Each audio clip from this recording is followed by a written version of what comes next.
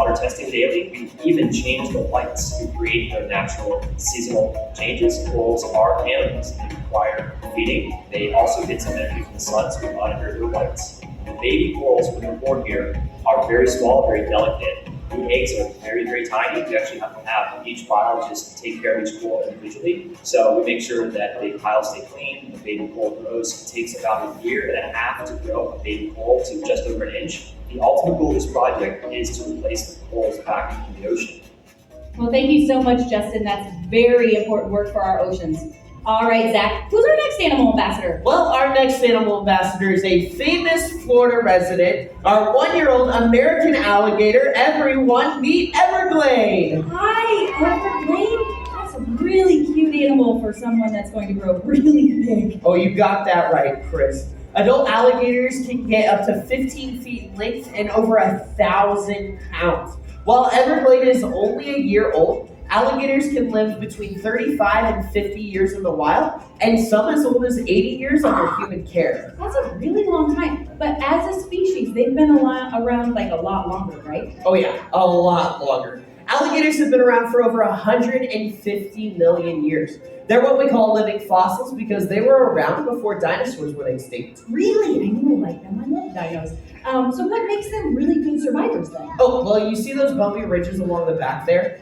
Those are called osteoderms. They're bony plates, kind of like built-in armor. Okay. Also, Everglade has enough force when she grows up that she can crush bones with that jaw. All right, I see why they're called apex predators then. Since we're talking about her jaw, how many teeth do gators have? Oh, so alligators have about 80 teeth at any given time, but they constantly grow new ones, so they can go through 2,000 to 3,000 teeth in a lifetime. That is so many tooth fairy visits. It really is. It really is. Now, she's a baby gator. Do baby gators have any help growing up? Yeah, they do. Unlike many reptiles, the mama gators will stay with their babies for about 2 years. She builds a nest. Oh, and here's a fun fact. Are you ready? Yeah. The temperature of the nest helps decide whether the babies are male or female.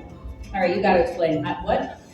Can you? Yeah, if it's male or female. Okay. Oh, you want to know how? Yeah. Okay, I got you. Well, if the temperature of the nest is below 86 degrees Fahrenheit, most likely female. Okay. But if it's hotter above 93 degrees Fahrenheit, most likely male. That's really cool. So basically the ground decides, right? So that's pretty wild. Oh, and here's another thing. Back in 1967, alligators like Everglade were on the verge of disappearing forever due to overhunting and habitat loss. Well, they're obviously still here, so what happened? Well, thanks to 20 years of strong conservation efforts, the American alligator was taken off the endangered species list in 1987, which coincidentally was the same year that the American alligator became Florida's official state reptile. That's amazing. So we as people are learning to live with them by giving them plenty of space and not feeding them, right? Right. If we all continue to do our part, alligators like Everglade will be around for another 250 million years.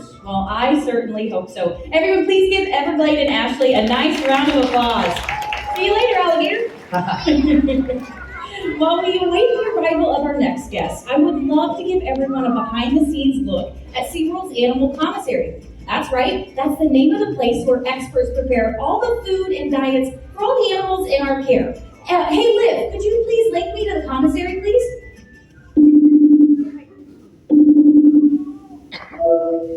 Hey Chris, how's it going? Hi, Nick. I just wanted to let you know you're live here at Rescue Tales with a couple hundred of my closest friends. Say hi. Sorry.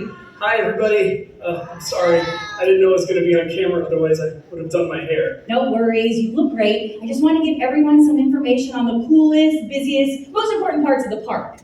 Glad to help. What do you want to know? Well, SeaWorld has a lot of animals, so how do you and your team prepare all the food and diets? That's got to be a lot of work. Yeah, it is a really big job. Every single animal here in the park, they have their own unique diet, and that diet is weighed out every single day to make sure they get the right amount of fish. Okay. We also want to make sure that we're giving them the best quality fish, so before it's ever fed to an animal, we check it 5 times a day. Wow. Oh, Chris, I'm really sorry. Florida Fish and Wildlife, they're calling me right now about an injured manatee. I gotta go. No, that's okay, Nick. I'll see you around the commissary.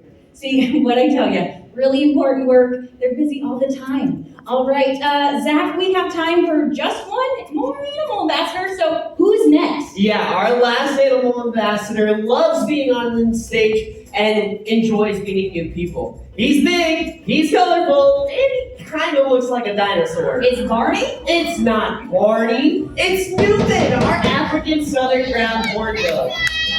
Ground hornbills can live 50 years or more, some as old as 70 years in human care. Newman is 20 years old, and he was hand-raised at SeaWorld San Antonio. He's imprinted, which means he enjoys the company of humans rather than